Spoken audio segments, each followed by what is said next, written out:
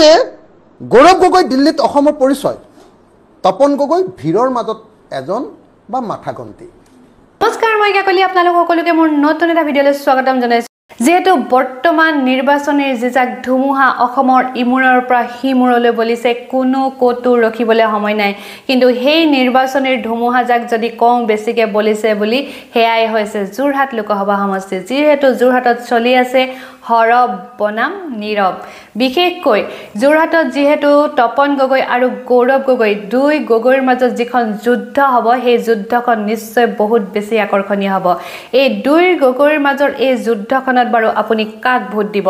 যদি ভাবে যে সংসদত গৈ শুই বহি থকা মানুহজনক দিব লাগে, তেনেহ'লে আপোনালোকে নিশ্চয় তেওঁকে দিব। আৰু যদি ভাবে যে অসমৰ হৈ মাত মাতি থকা সেই বিশেষ ব্যক্তিজনক দিব লাগে, তেন্তে নিশ্চয় আপোনালোকে তেওঁকে দিব। সকলো নিৰ্ভৰ কৰিব আপোনালোকৰ ওপৰত। অৱশ্যে এই ভোট কাক দিব, এই কুৱেশ্যনটো মোৰ নিজৰ ব্যক্তিগত নহয়। এই কুৱেশ্যনটো উত্থাপন কৰিছে বিশেষভাৱে অখিল গগৈ ডাঙৰীয়াই। কাৰ্যকালৰ দুই গগৈ 5 বছৰীয়া কাৰ্যকালৰ ৰিপৰ্ট কাৰ্ড উলিয়াই তেওঁ কিছুমান কুৱেশ্যন উত্থাপন কৰিছে যে যোৰহাট লোকসভা সমষ্টিৰ লোকসকলে কাক ভোট দিব।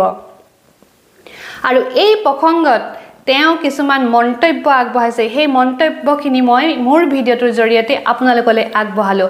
আহকচোন ভিডিঅ'টোৰ মাজলৈ যাওঁ। এইখিনিতে খালি মোৰ এটা সৰু ৰিকুৱেষ্ট, কোনোবা যদি মোৰ চেনেলত নতুনকৈ আহিছে আৰু ভিডিঅ'টো যদি চাই ভাল পায়, তেনেহ'লে ভিডিঅ'টো লাইক কৰি চেনেলটো ছাবস্ক্ৰাইব কৰিবলৈ নাপাহৰিব। তেন্তে আহক ভিডিঅ'টোৰ মাজলৈ যাওঁ। গৌৰৱ গগৈৰ হৈ প্ৰচাৰ কৰিবৰ কাৰণে এখন প্ৰচাৰ পত্ৰিকা এখন আমি ছপা কৰি উলিয়াইছোঁ।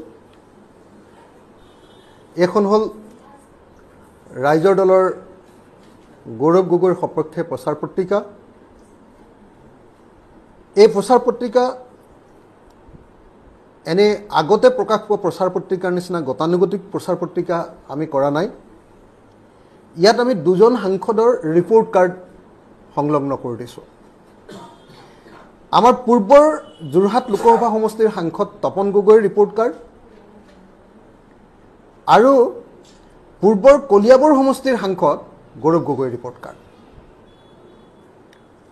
ভাৰতৰ সংসদত কোনজন মানুহৰ ভূমিকা কেনে,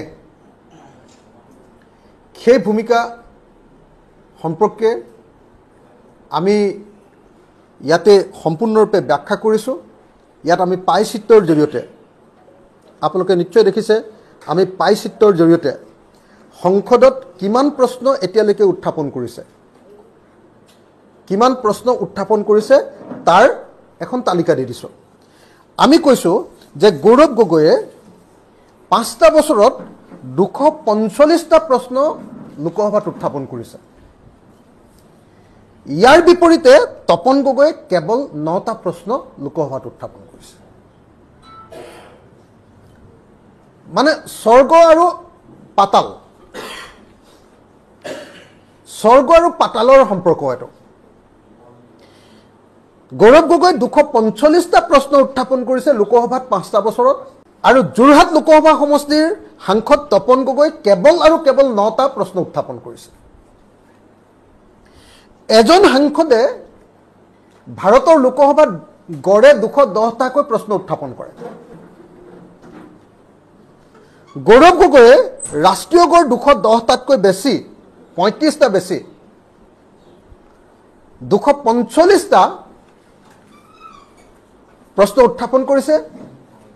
আৰু তপন গগৈয়ে 210টা ৰাষ্ট্ৰীয় গড়, এজন সাংসদে উত্থাপন কৰা প্ৰশ্নৰ সংখ্যাটো হ'ল 210, সেই ৰাষ্ট্ৰীয় গড়ৰ 210টাৰ ভিতৰত কেৱল 9টা, অৰ্থাৎ 209টা কমকৈ প্ৰশ্ন উত্থাপন কৰিছে। এজনে হ'ল তপন গগৈ, যিজনে কেৱল নামটো লগাবৰ কাৰণে 5টা বছৰৰ ভিতৰত 9টা প্ৰশ্ন উত্থাপন কৰিছে। তাকো একো ভাইটেল কুৱেশ্যন নহয়, লাংফাং প্ৰশ্ন। গতিকে মই ভাবোঁ যে যোৰহাট লোকসভাৰ নিচিনা এটা শিক্ষিত লোকসভাৰ সচেতন সকলো নাগৰিকে, সকলো ভোটাৰে তপন গগৈক নহয়, নিশ্চিতভাৱে গৌৰৱ গগৈক ভোট প্ৰদান কৰি এবাৰ জয়ী কৰিব। সংসদত যি বিতৰ্ক হয়, সেই বিতৰ্ক অনুষ্ঠানবিলাকত গৌৰৱ গগৈ 78 বাৰ 78 বাৰ অংশগ্ৰহণ কৰিছে আৰু তপন গগৈয়ে অংশগ্ৰহণ কৰিছে 11 বাৰ তাকো তপন গগৈৰ অংশগ্ৰহণটো কোনো সিগনিফিকেন্স নাই সিগনিফিকেন্ট কোনো বিতৰ্কত তেখেতে অংশগ্ৰহণ কৰা নাই গৌৰৱ গগৈয়ে 78 বাৰ এনেকুৱা ধৰণৰ সংসদৰ বিতৰ্ক ডিবেটত অংশগ্ৰহণ কৰিছে অথচ ৰাষ্ট্ৰীয় গড় কিন্তু 46.7 এজন সাংসদে 46 বাৰ 46.7 মানে খুব বেছি 47 বুলি ধৰিব পাৰে 47 বাৰে অংশগ্ৰহণ কৰে কিন্তু গৌৰৱ গগৈ 78 বাৰ এনেকুৱা বিতৰ্কত অংশগ্ৰহণ কৰিছে গতিকে গৌৰৱ গগৈ এজন এভাৰেজ সাংসদতকৈ বহুত ওপৰৰ সাংসদ আৰু বিতৰ্কৰ যদি ৰেঞ্জটো চাই তেতিয়াহ'লেতো আপোনালোকে আচৰিত হ'ব বিতৰ্কৰ ৰেঞ্জটো যদি চাই বিতৰ্কৰ ৰেঞ্জটো হ'ল ভাৰতীয় অৰ্থনীতিৰ শ্বেতপত্ৰ প্ৰকাশৰ পৰা গ্লোবেল ৱাৰ্মিঙৰ পৰা আমাৰ ইয়াৰ NHIDCL বনাই থকা 4 লেন পৰ্যন্ত প্ৰত্যেকটো বিষয়তে গৌৰৱ গগৈ খুব ইম্পৰ্টেণ্ট ডিবেটত অংশগ্ৰহণ কৰিছে অনাস্থা প্ৰস্তাৱৰ নিচিনা মোদী চৰকাৰৰ বিৰুদ্ধে অনাস্থা প্ৰস্তাৱৰ নিচিনা প্ৰস্তাৱত গৌৰৱ গগৈ লিড কৰিছে সংসদত গৌৰৱ গগৈ নৰেন্দ্ৰ মোদীক সন্মুখত ৰাখি অমিত শ্বাহক সন্মুখত ৰাখি নৰেন্দ্ৰ মোদীৰ সন্মুখত ৰঙা চকু দেখুৱাব পৰা এজন অসমীয়া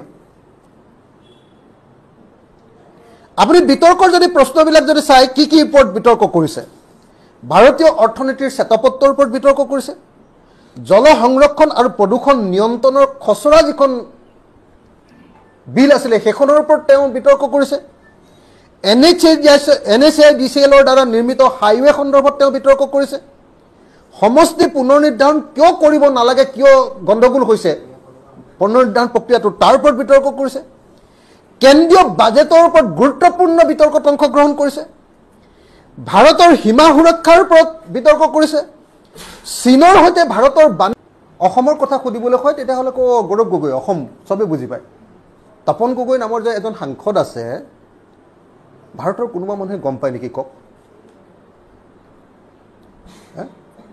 গৌৰৱ গগৈ গ'লে আজি যিকোনো এটা ৰাষ্ট্ৰীয় অনুষ্ঠানত গৌৰৱ গগৈ আহিছে বুলি এটা সন্মান পায় আৰু তপন গগৈ পিছফালৰ সিটত বহি থাকিলেও কোনো মানুহে চিনি নাপায় গতিকে গৌৰৱ গগৈ দিল্লীত অসমৰ পৰিচয় তপন গগৈ ভিৰৰ মাজত এজন বা মাথাগন্তি